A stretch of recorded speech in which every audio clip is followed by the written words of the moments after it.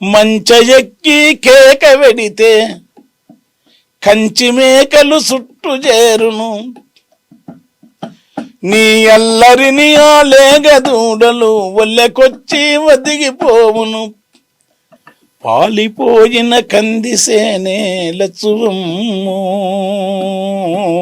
ఓ నువ్వు పాట వాడితే పూత పడుతుంది లచ్చువమ్ము. ప్రజా కవి వాగ్గేయకారుడు అయిన గోరటి వెంకన్న గురించి చెబుతూ పోతే మాటలు చాలవు. తెలుగులో మామూలు మాండలికం మాటలను మంత్రమయం చేసి తన పాటల్లో బీజాక్షరాలుగా మలచినవాడి గురించి చెప్పడానికి మామూలు మాటలు ఏం సరిపోతాయి.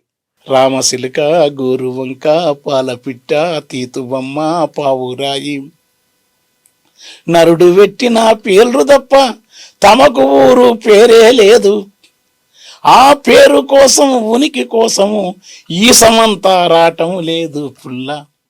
అతడొక కదిలే పల్లె, మూర్తీభవించిన గ్రామీణ భారతం, పూసిన పున్నమి వెన్నెల మేన మీటిన తెలంగాణ వీణ, మొత్తం తెలుగు గ్రామీణ వీణ.